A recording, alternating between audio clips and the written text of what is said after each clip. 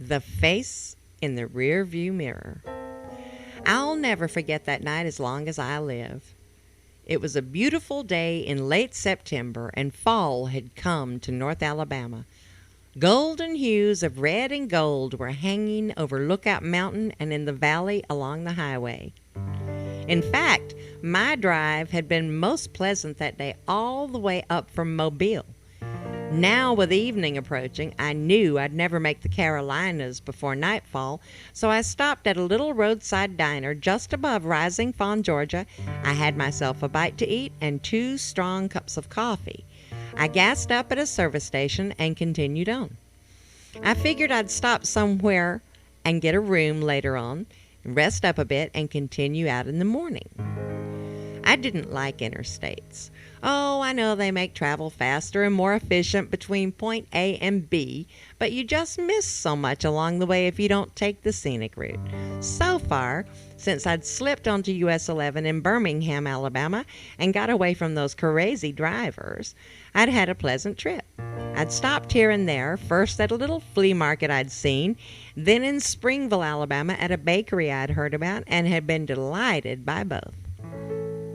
I stopped a while in the little town of Attala, Alabama, and browsed through some local antique shops. I sampled fruits at a farmer's market and continued on north through Collinsville and Fort Payne, pausing in Valley Head to take a walk in a beautiful little park beside a creek. I was amazed at Chattanooga against the backdrop of the mountain at sunset as I wound along, following the route of US 11 through that city, finally passing out of it into more open countryside, crossing the wide old Tennessee River and heading toward Knoxville. Darkness was falling about an hour out from Chattanooga as I drove along, passing only the occasional car through small communities and farmlands with rolling hills passing on either side of the highway. The highway wound between overhanging branches of oak and pecan and poplar, their leaves glowing yellow in the headlights of my car. Up ahead, the road curved sharply to the right, and a stone wall came into view, winding with the curve of the road. I saw that the wall enclosed an old cemetery, and my headlights occasionally grazed the headstones and crosses inside. The cemetery continued for a few hundred feet, and just as I saw that the stone wall was ending, a deer suddenly darted out of nowhere and caused me to gasp. I slammed on my brakes and my car slid to a halt. I sat gripping the wheel and trying to catch my breath, glancing in my rearview mirror to see the deer bounding over the last of the wall. It was just a glance, just a fleeting glance, when I saw something else beside that deer in my rearview mirror, and I shook my head and opened and closed my eyes and looked again, but they were still there. There they were, 2 deep-set eyes in the face of a man. Below the face, I could see the starched collar of a white shirt. I slammed the car into neutral and turned completely around in my seat, looking the back seat up and down, and of course, there was nothing there. There was no one sitting in my back seat. There was nothing in my back seat but my suitcase and my guitar. I took a deep breath and slid the gears into first and proceeded on, driving a little faster than I had been, denying what I had seen, but obviously shaken all the same. I decided that I was just tired and I should get a move on and find a place to stay the night.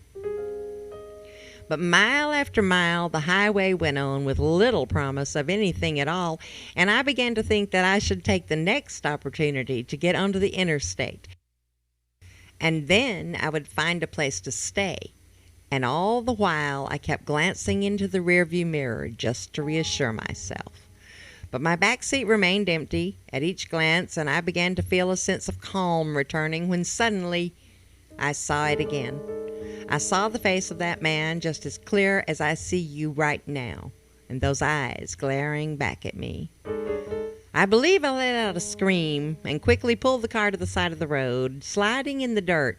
I shut off the engine and jumped out of the door into the bushes, shouting and carrying on like a crazy woman until I realized that the lights inside the car were still on and there was clearly no one else inside.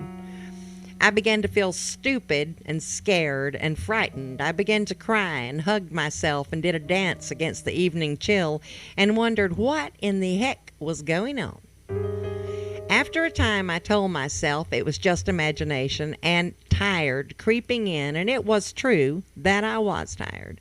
It had been a long day, although relaxed up until about an hour before.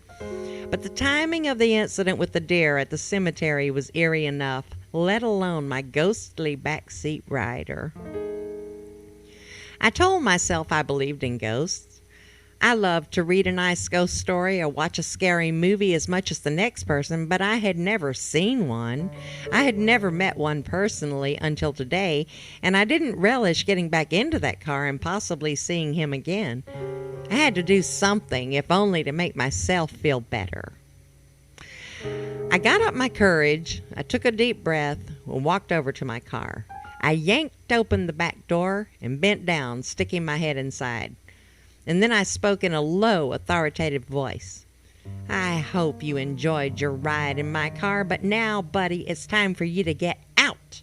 I need you to get out of my car, I shouted, and stood aside with hands on my hips to give room for my ethereal passenger to exit the back seat. Suddenly, the hair on the back of my neck stood up, and I felt goosebumpy and chilled, as if a burst of cold wind had blown right through me from inside that car, and I backed away, and as suddenly as it had come, the cold was gone. I didn't hesitate. I slammed the back door of the car and jumped behind the wheel. I closed the driver's side door. I cranked the engine and skidded off onto the highway, and I don't believe I glanced into the rearview mirror again. A few miles further on, I saw a sign that said Interstate, so I took a left and soon blended with the other traffic on the highway. And pretty soon I saw a motel sign coming up at the next exit. I took that exit and pulled into the motel. I went inside and I got myself a room. I returned to my car to get my suitcase and guitar, but I hesitated at that back door. After a moment, I reached into the back seat to retrieve them, and that's when I saw something I couldn't explain. In the floorboard on my freshly vacuumed floor mats were 2 muddy shoe prints. I'd say size 9, side by side in the very place my ethereal passenger had been seated. I shook my head and grabbed up a small broom I kept in the back floorboard. I quickly brushed away those footprints and that graveyard dirt. I just didn't want to think about it anymore. In my room, I took a long hot shower and put on my nightgown and turned on the TV. I laid across the bed and closed my eyes. I decided that I'd be taking the interstate for the rest of my trip. No more back roads or scenic routes with cemeteries and places where a person could pick up a ghost. This route was just a little too scenic for me. And you know, I don't think I've ever used my rearview mirror again. Not at all.